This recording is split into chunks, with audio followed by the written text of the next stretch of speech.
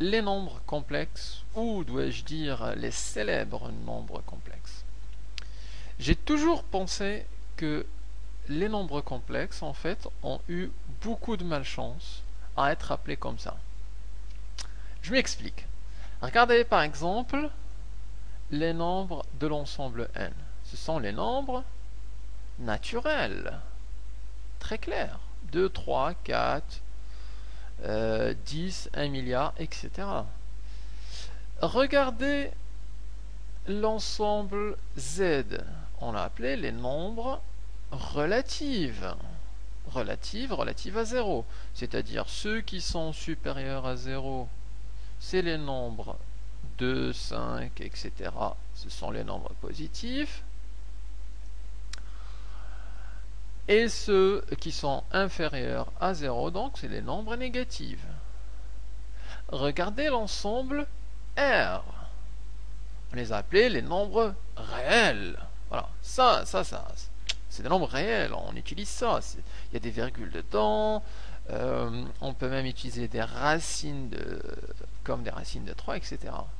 Mais alors, pour l'ensemble C, on n'a pas trouvé mieux que les nombres complexes. Qu'est-ce que ça veut dire un nombre complexe? Alors, pour le commun des mortels, complexe, c'est équivalent à compliqué. Alors, vaut mieux ne même pas les utiliser, même pas les connaître. Moi, je les aurais appelés les nombres super. Ça, c'est plus marrant. Les nombres supra. Ça a une connotation positive. Alors que les nombres complexes, c'est vraiment...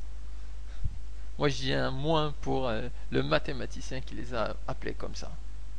Il aurait pu se creuser la tête mieux que ça.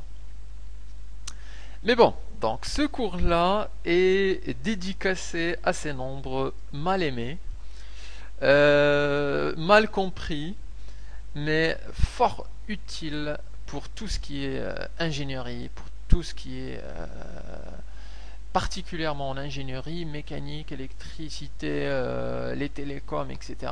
Ça c'est vachement utile et je leur dédicace ce cours. Alors, attaquons donc ce cours sur les nombres complexes. Alors, c'est quoi un nombre complexe? En fait, un nombre complexe est composé de deux parties. De deux parties. Et s'écrit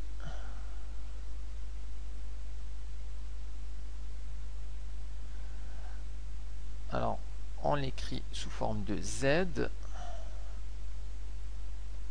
Les nombres réels on les écrit sous forme X ou Y. Les nombres complexes, c'est souvent on adopte la notation Z, on appelle Z1, Z2, Z3. On leur réserve en fait la lettre Z.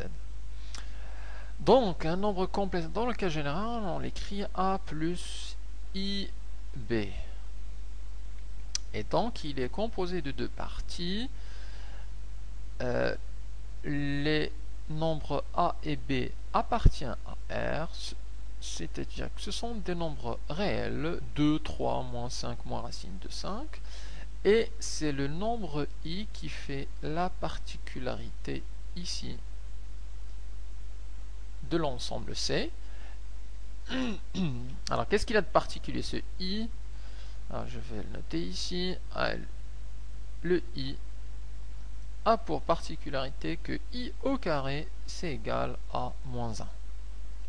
Par définition, le I au carré c'est égal à moins 1. Donc c'est la seule quasiment propriété qu'on connaît sur le I.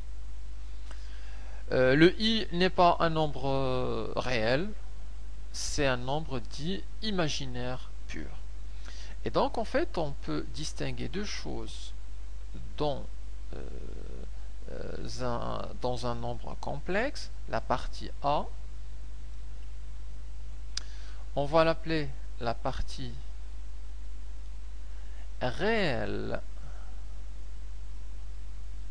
de Z, qu'on va noter RE de Z,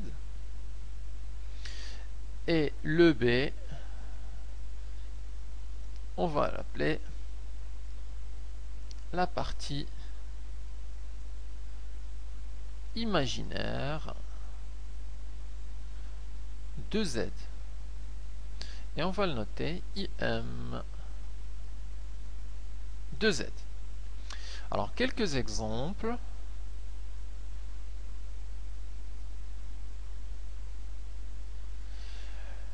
Des nombres complexes comme Z égale à moins 1/2. C'est un nombre complexe qui a une partie réelle A qui est égale à moins 1/2 et la partie imaginaire est nulle. Donc le B là, il peut être nul. Ça nous fait 0 fois I, ça fait 0, et donc il nous reste simplement la partie réelle. Un nombre imaginaire, donc on peut dire de celui-là que c'est un nombre réel pur.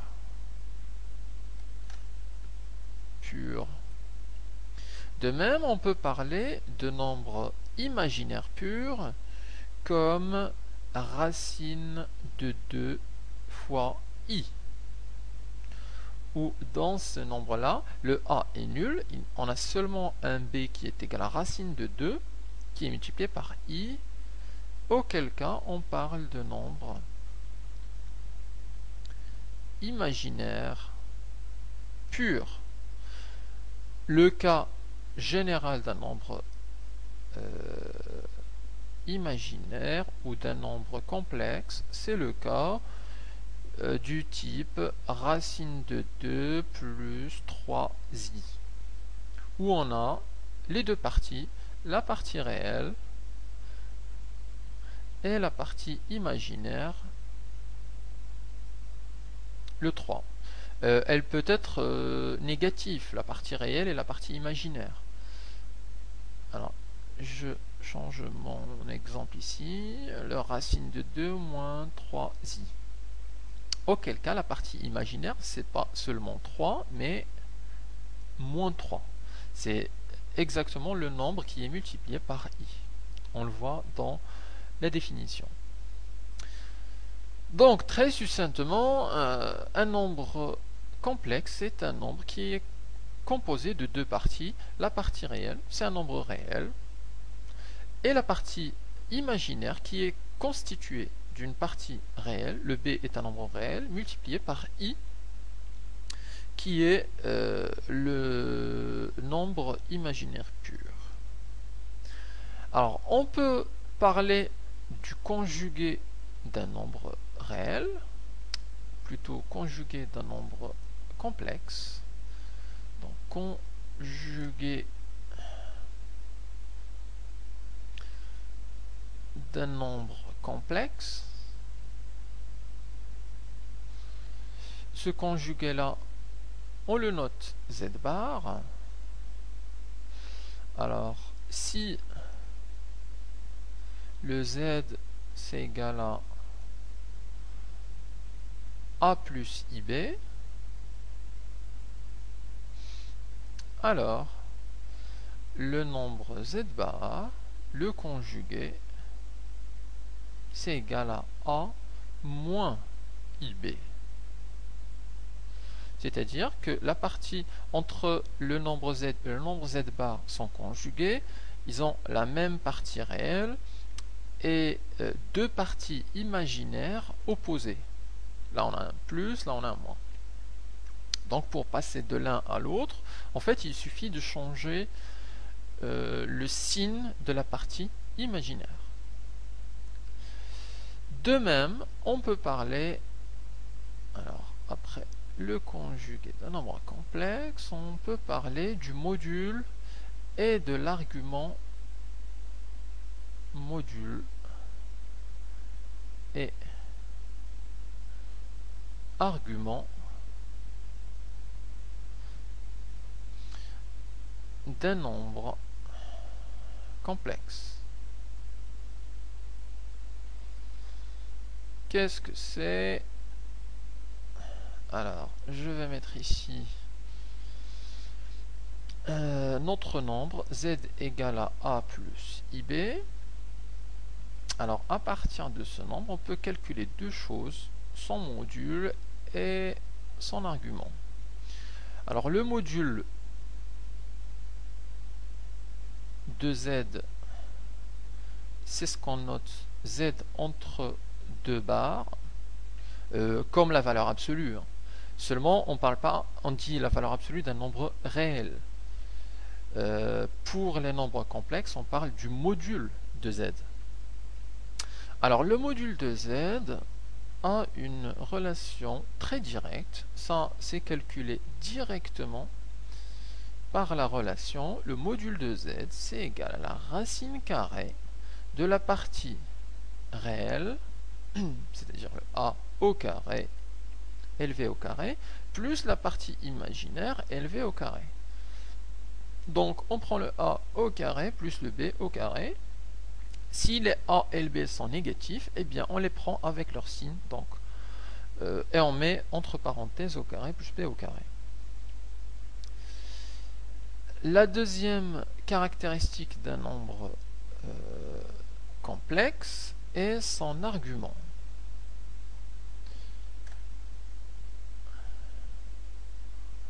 Alors, l'argument, ça correspond en fait à un angle. Et c'est un angle, en général, écrit en radian. Et on l'écrit l'argument de z. Alors, je vais noter dessus que c'est un angle en radian, c'est-à-dire du type, on trouvera pi sur 2, pi sur 3, des choses comme ça. Moins pi sur 6, moins 5 pi sur 6. Et cet argument-là, par contre, il est calculé de façon indirecte. Je m'explique. On n'a pas de relation directe pour trouver l'argument de z. Alors, comment on fait? En fait, on procède en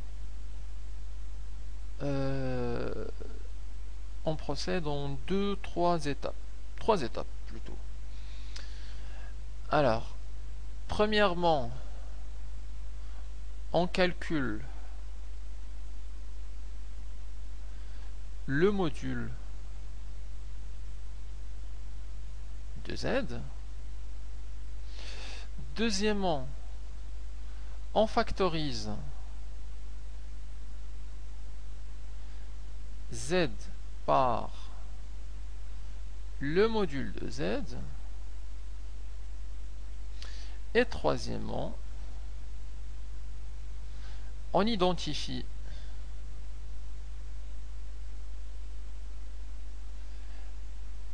cosinus de θ égale et le sinus de θ égale, et de là on déduit